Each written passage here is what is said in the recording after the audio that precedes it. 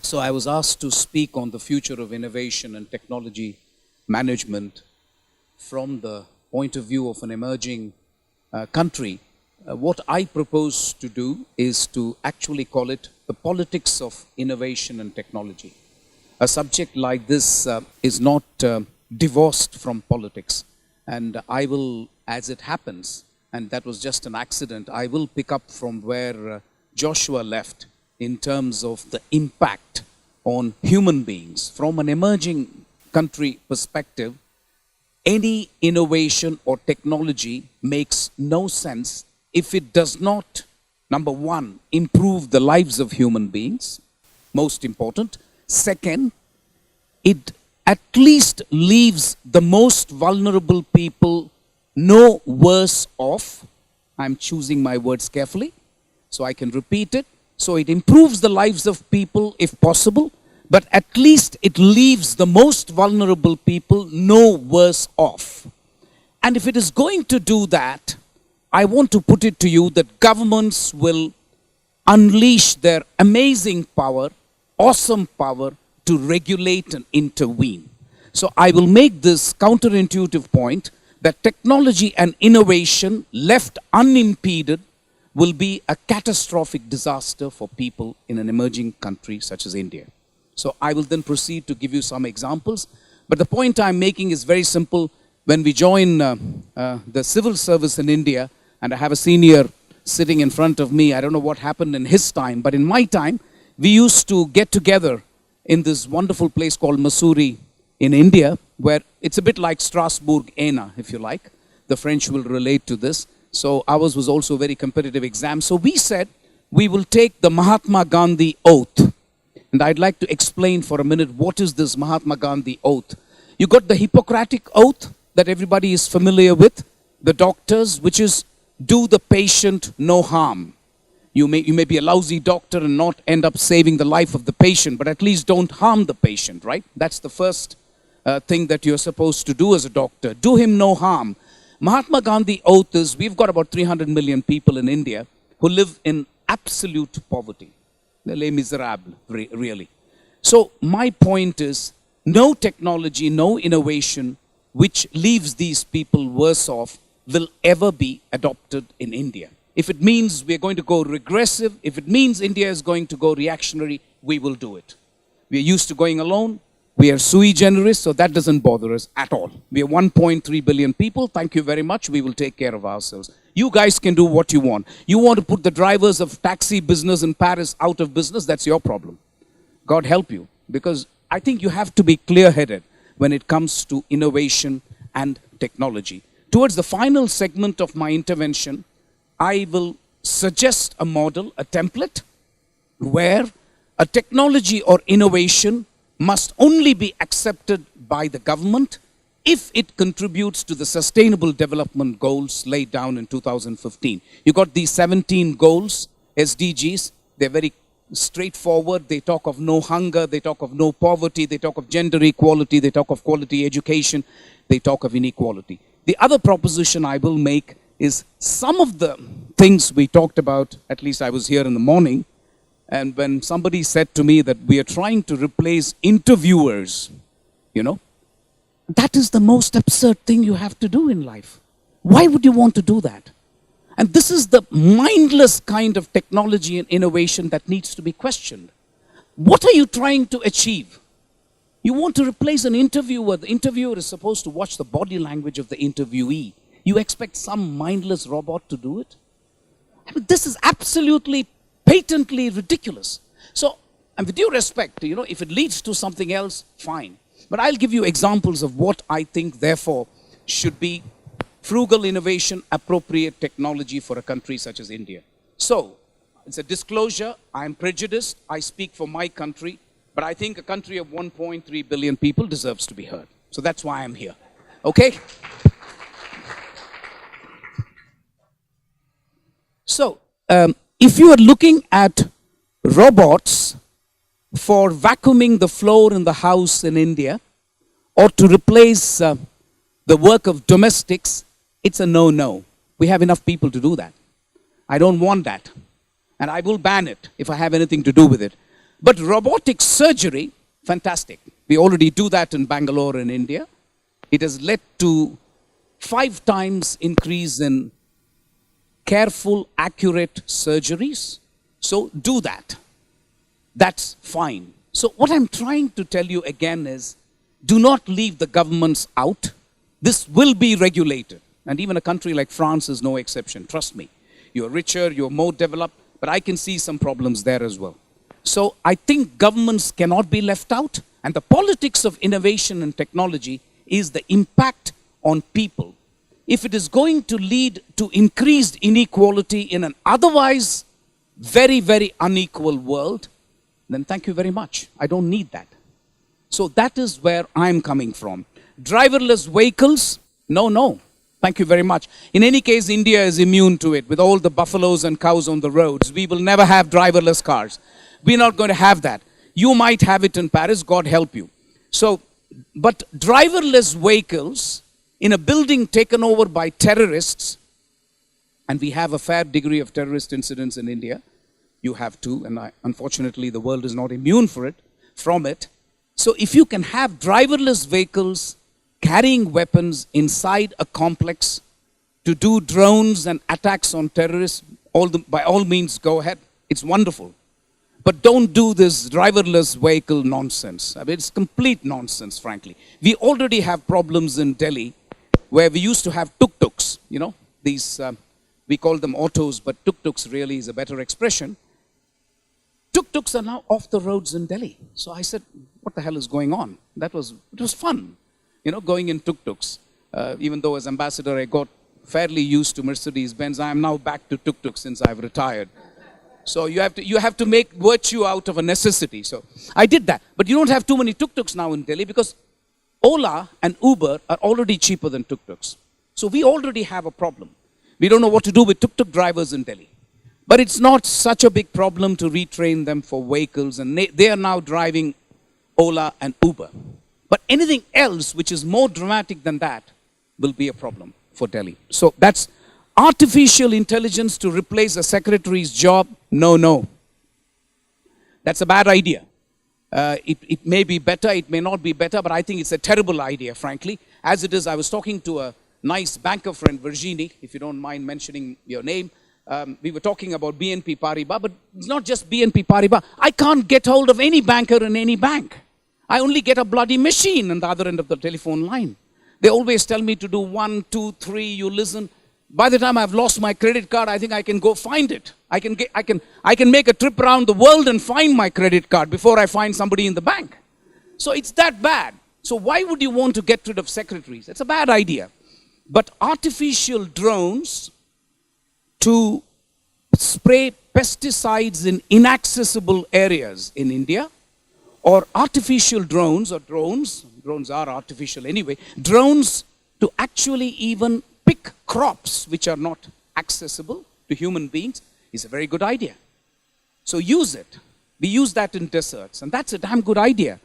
So we can think of innovation and technology which is appropriate for a country's development, but the bottom line has to be, what is the impact on human beings, first? 2, you do have an unequal world today. So you do have in every country, in India we have more than our share, I agree. But in every country you have a vulnerable class. The question is, when the first industrial revolution happened, it was easy to train people who were used to picking fruits and vegetables to go to a textile factory and a shoe factory and to do repetitive jobs. That wasn't a difficult thing to do. But if you're going to suddenly tell me that secretaries will find themselves out of work, but you will have to train them in robotics, not going to happen. Not going to happen. So I think you will have to think very carefully. And frankly, the mindless adoption of innovation and technology, after what we are seeing as a clear backlash against globalization, would be the most stupid thing we did. You can already see a backlash against globalization. You see the kind of elections we have happened in important countries, the kind of leaders who have been elected. One of the reasons is clearly people being left out.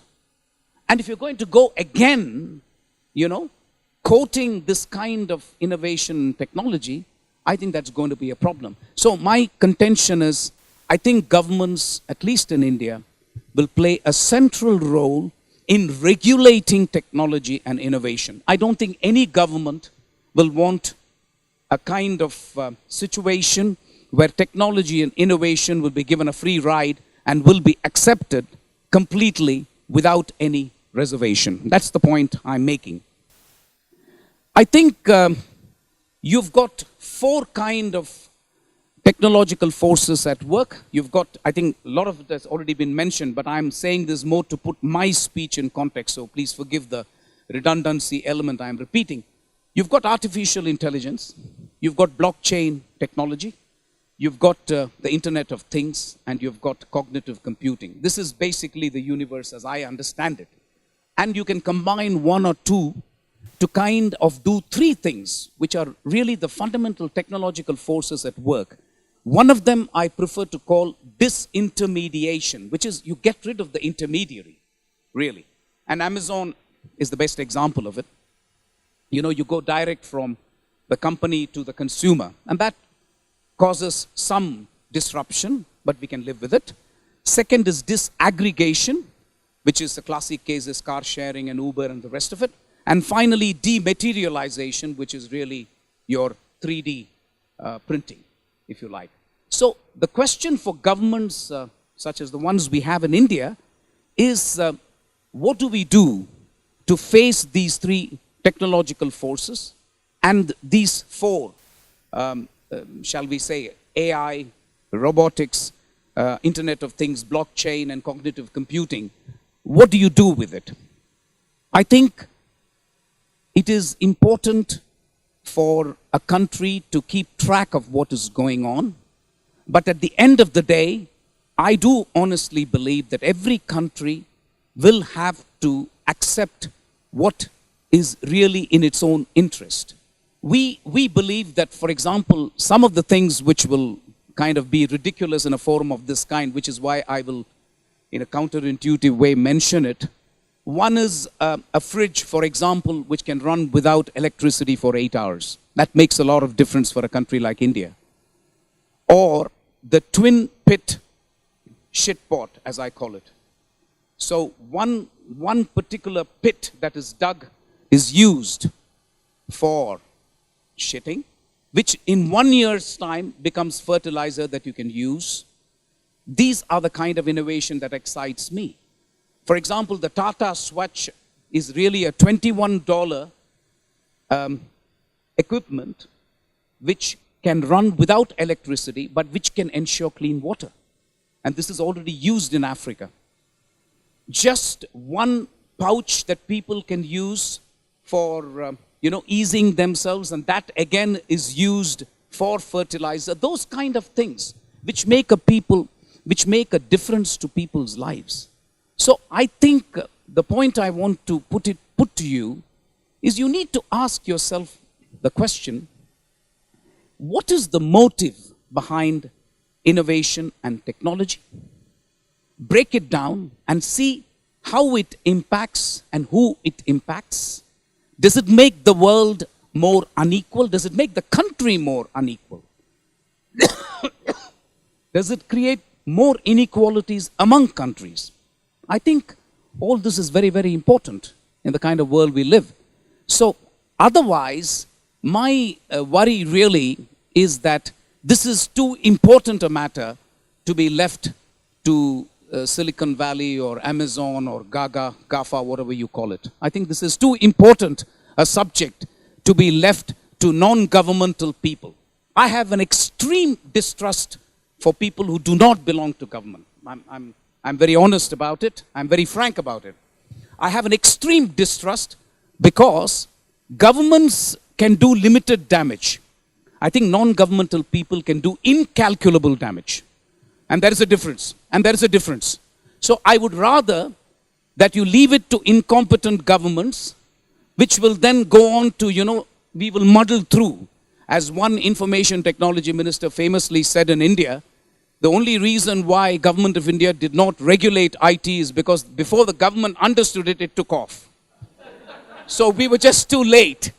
We were just too late in trying to understand what the hell was going on. But trust me, we will not make that mistake again. When it comes to the latest trends in technology and innovation, I'm afraid we will not make that mistake again. I'll come back to what I believe is the most important objectives that have been set for countries. I made a fleeting reference to the SDGs, Sustainable Development Goals. If you are looking for some program of action for governments, it is this.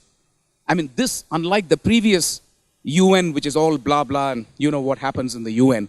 But this, I think, is the first time when 17 SDG goals, Sustainable Development Goals, have been set up with absolute transparency and consultations, which is as wide as you can possibly imagine. Nobody disagrees with these goals. You know, whether it is getting rid of poverty, getting rid of hunger, getting rid of gender discrimination, all of them are absolutely noble objectives. So, why can't we create a template which links each and every technology and innovation to an achievable SDG? It's as simple as that. So, if it means poor people being thrown out of work, kick the technology innovation out of the window. We don't need that. Do something else with it. Robotic surgery, saving people's lives, do it. If you can use drones to actually use territory in India which has not been previously used for agriculture, which can then create solutions for the hunger problem, go ahead. Nobody's saying no. But this is not rocket science, what I'm saying. It's common sense. But unfortunately, when we get carried away with technology and innovation, you then miss the wood for the trees. So that was my worry. When I listened for 2 hours in the morning, it sounded very exciting, but I was suddenly thinking, there has got to be some purpose behind all this.